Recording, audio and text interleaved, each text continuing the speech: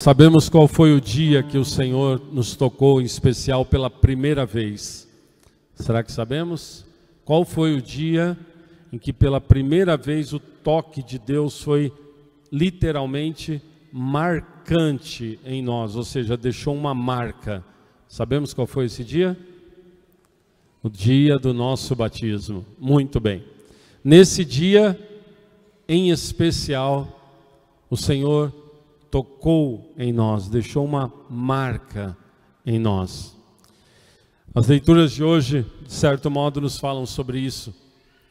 A primeira leitura que nós ouvimos hoje do profeta Jeremias, portanto, ainda Antigo Testamento, Deus fala para o profeta Jeremias, ou melhor, através do profeta fala para o povo, algo que ao longo de os profetas praticamente todos falaram. Ouvi a minha voz, assim serei o vosso Deus, e vós sereis o meu povo. Essa frase, esse chamado de Deus, está presente do início ao fim do Antigo Testamento, claro, no Novo Testamento também, mas aí já muda a forma como é dito. Mas essa frase, sereis o meu povo e eu serei o vosso Deus, ela está presente constantemente no Antigo Testamento. É uma forma de Deus estar sempre lembrando o povo, por meio dos profetas, que esse povo pertence a Ele, que é um povo especial, que é um povo marcado, que é um povo escolhido, que é um povo chamado por Deus. E junto com essa marca, com esse chamado, vem esse praticamente um mandamento: ouvi esta ordem, ouvi a minha voz, ouvi a minha voz. Também constantemente no Antigo Testamento nós encontramos esse verbo no imperativo: ouvi, ouvi a minha voz. Ouvi, povo de Deus, ouvi, Israel, prestai atenção, Israel. Ouvir o Senhor, ser chamado pelo Senhor, deveria ser uma missão, era uma missão dada ao povo, de estar atento à voz de Deus, para que se tornasse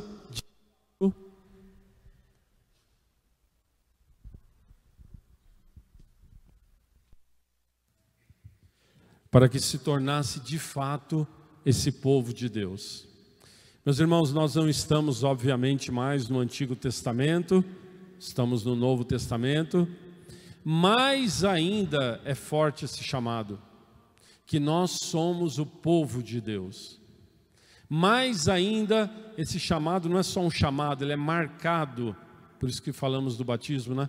Nós somos marcados como pertencentes ao Senhor. Nós somos marcados como pertencentes a Ele. Quando nós somos batizados, nessa marca que o Espírito Santo coloca em nós, o Espírito Santo também nos dá 3 missões. Munus é uma palavra que se usa na teologia. 3 características dessa marca do Senhor em nós. Cada um de nós é marcado para se tornar um profeta, um rei e um sacerdote. Pode ser em outra ordem, tanto faz. Ou seja, vamos começar como sacerdote. Cada um de nós, quando é marcado no batismo, já trazemos em nós uma marca de sacerdotal. Não é o sacerdócio ordenado, como é o meu caso. Aí é um outro sacramento depois, o sacramento da ordem. Mas é um sacerdócio unido ao sacerdócio de Cristo, do povo, onde cada batizado pode oferecer sacrifícios a Deus. Por exemplo, participando da Santa Missa, está participando dessa oferta do sacrifício a Deus nessa noite, feito por meio do sacerdócio ordenado. A vida diária, São Paulo diz na carta aos Romanos, também é um sacrifício oferecido a Deus. É um sacrifício, no caso, espiritual, que cada um oferece no seu dia a dia, à medida que vive uma vida digna no seu dia a dia com o Senhor. Sacerdócio. Rei. Rei significa a dignidade de Cristo. Cada um de nós traz a dignidade de Cristo. Ah, padre, mas eu estou com um problema na perna. Ah, eu estou com uma enfermidade que me torna muito debilitado. Parece que eu não vejo no meu corpo essa dignidade de Cristo. Quando a gente vai no hospital visitar uma pessoa moribunda, aparentemente pelo olhar ali nós não vemos essa dignidade toda. A pessoa está ali convalescendo, magra, fraca, às vezes, enfim, maltrapilha quase, no sentido do seu corpo. Sim, corporalmente essa dignidade de Cristo ali não aparece, mas ali no interior, na sua alma, ela traz a dignidade de Cristo. Ela é um rei, uma rainha marcada pelo Senhor. E o terceiro, como eu dizia, profeta. Cada um de nós é marcado no nosso batismo para ser um profeta.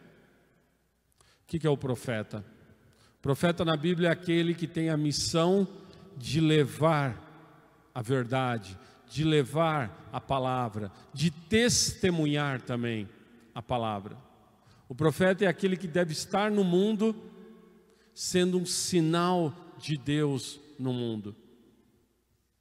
E é aqui, nesse terceiro ponto, como profeta, que em especial a palavra de Deus nos fala hoje. A palavra está nos dizendo: ouvi a minha voz, serei o vosso Deus, e vós sereis o meu povo, e segui adiante. Olha só a continuidade da palavra, e segui adiante. Ou seja, vai levando essa marca profética como meu povo, vai levando pelo mundo essa marca profética como meu povo, seguir adiante. Que bênção, meus irmãos, que chamado que o Senhor tem para nós. Quando nós somos batizados, agora eu estou aqui com o ritual do batismo na minha mão. O batismo é um ritual, ou seja, ele tem as etapas da celebração. E quando já está indo praticamente para o final da celebração, a criança já foi batizada. A criança já foi batizada e tem os chamados ritos complementares. O padre ainda vai fazer alguns sinais, como por exemplo a vela, que a criança vai receber por meio dos padrinhos ou dos pais. E tem uma belíssima oração que pode ser feita no dia. Eu digo pode ser feita porque não é obrigatória fazer, mas o padre pode fazê-la. Eu sempre faço questão de fazer essa oração. O padre vai até a criança que está sendo batizada, nem sempre é criança, né? Esses dias eu batizei uma menina já acho que uns 13 anos, se eu não me engano que ela tem, 12 para 13. Agora no sábado santo, nós padres vamos batizar adultos, que bênção.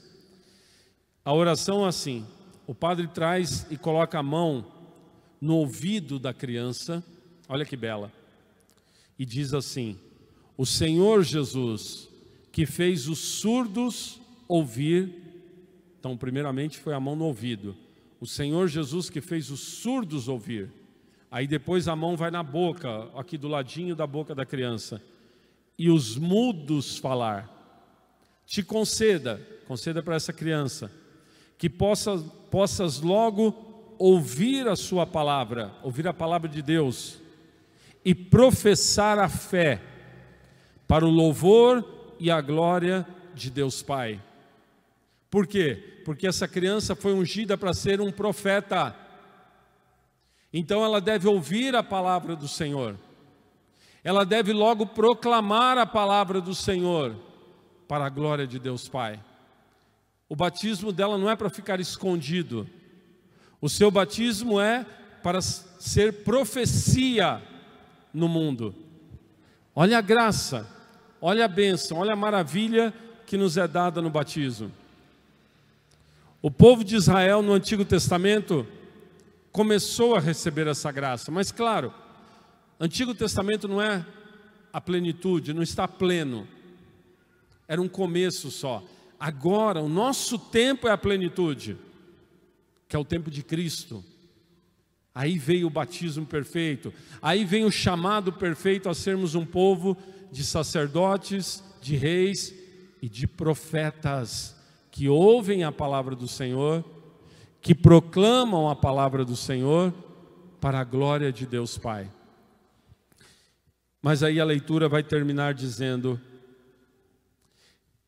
esta é a nação que não escutou a voz do Senhor, seu Deus, e não aceitou correção.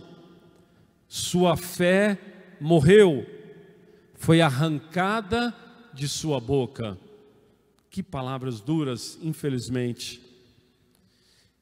Sua fé morreu, foi arrancada de sua boca. Por quê? Porque não ouviu. Quando não se ouve, perde-se a palavra que deveria ser proclamada. Não se tem a palavra que deveria ser proclamada. Aí nós vamos para o evangelho de hoje, Novo Testamento já. Agora já é Jesus. Jesus se deparou num certo dia com um endemoniado. Não foi a primeira vez, não foi a última. Volta e meia, Jesus se deparava com endemoniados. E aquele endemoniado tornava a pessoa muda. Ela não falava. Olha só, olha a ação do inimigo. Não permitia a pessoa falar. Claro que existiu historicamente aquele endemoniado. Mas claro que aqui também está uma passagem simbólica, ou seja, uma passagem que está nos ensinando algo além daquela pessoa histórica que estava ali. Onde reina o mal, onde reina o maligno, onde reina o pecado, porque o maligno age por meio do pecado, não há proclamação, não há proclamação. Proclamação do quê? Da glória de Deus Pai, para a qual nós somos batizados. A pessoa que está mergulhada no pecado, pecado grave especialmente, a pessoa que está no pecado grave, ela não está dando glória a Deus Pai. Ela está muda. Ela está muda. Não está dando glória a Deus Pai. Aí continua o evangelho. Jesus vai expulsar esse demônio dessa pessoa. Expulsou, na verdade. Mas aí se manifestaram outros demônios. Como assim, padre? Nós ouvimos o evangelho. Não teve uma outra manifestação? Teve, mas de um outro formato. Não com a possessão de alguém. Teve a manifestação do demônio nos fariseus, nos judeus que lá estavam, que começaram a brigar com Jesus. Começaram a brigar e começaram a dizer: não é verdade esse milagre. Essa expulsão desse demônio foi por meio de outro demônio, Belzebu. Belzebu é um dos demônios do Antigo Testamento, um dos chefes dos demônios. Não é o principal, não é Satanás, mas é um deles. Então não foi milagre, não foi Jesus que expulsou. É porque o demônio está nele. Esse Belzebu que expulsou os outros demônios. Por isso que eu estou dizendo que teve uma outra possessão. Porque essas pessoas que estavam blasfemando, agora é blasfêmia, contra Jesus. Elas estavam fazendo isso por sugestão do demônio. Que elas permitiram o demônio agir no coração delas, então o demônio está usando-as para isso. E elas começam a acusar Jesus.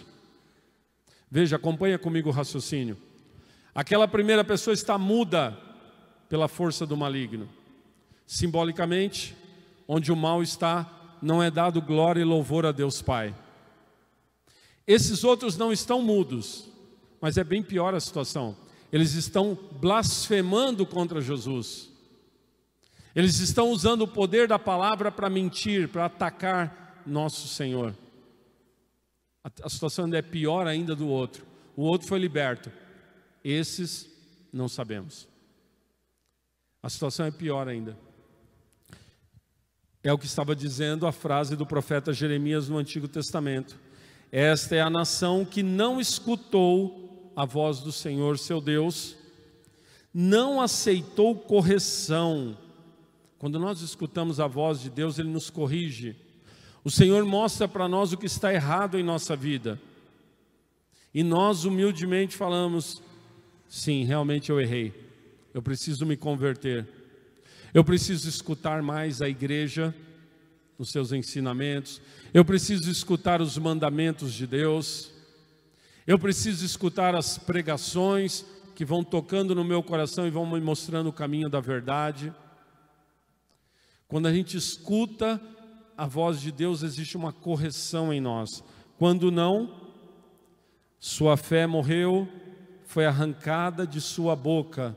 Já não se proclama mais o senhorio do Senhor, de Deus, do Pai. Já não se é mais profeta. Já não se é mais profeta. Meus irmãos, essa triste situação que o profeta Jeremias está mostrando da sua época, é a situação hoje. É a situação hoje. De milhões de batizados no nosso mundo, milhões só no nosso país, de milhões de batizados no nosso país, que foram batizados justamente para ouvir a palavra do Senhor e professá-la para o louvor e a glória de Deus Pai. Infelizmente, muitos e muitos e muitos não estão ouvindo a palavra do Senhor. Ouvem o mundo, ouvem tudo que é coisa do mundão, mas não a palavra do Senhor. E por isso não se professa, não se louva, não se adora, não se exalta o Senhor. Deus vem dizer para nós nessa noite, nesse tempo especial que nós estamos vivendo, o tempo de Quaresma: ouvi a minha voz e sereis o meu povo. Eu e você que estamos nessa missa hoje, que um dia fomos marcados pelo Senhor, fomos ungidos, fomos tornados profetas. O Senhor está dizendo para nós que nós precisamos proclamar a sua palavra, que nós precisamos ser ungidos, que nós precisamos escutar a sua palavra, para proclamarmos essa palavra. Para quê? Para a honra e glória de Deus Pai. Proclamar com a nossa boca, sim, com a nossa boca, mas proclamar especialmente também com nossos atos, com nossas atitudes. Nosso Senhor, meus irmãos, é muito, mas muito ofendido nos nossos tempos, muito ofendido. Hoje em dia tem de tudo, e de tudo que ofende a nosso Senhor. São diversas e diversas as coisas que estão acontecendo, as blasfêmias, a rejeição a nosso Senhor. É muita coisa que está aí acontecendo. E nosso Senhor, Ele está à procura de servos, à procura de profetas, à procura de homens e mulheres que dirão: eu escuto a voz do meu Deus, e eu proclamo o meu Deus na minha vida. O Senhor está à procura. O mesmo Deus que no Antigo Testamento continuava, eu dizia no início, sempre dizendo: sois o meu povo, eu serei o vosso Deus. Não cansava de dizer isso. Esse mesmo Deus hoje está dizendo a mesma coisa, podemos dizer com outras palavras. Está dizendo que nós somos chamados a ouvir a sua voz, que nós somos chamados a proclamar as suas maravilhas em nossa vida, que nós somos chamados a ter uma vida nova, onde nós deixamos de lado o pecado, renunciamos ao pecado, para que o Senhor tome conta de nossas vidas.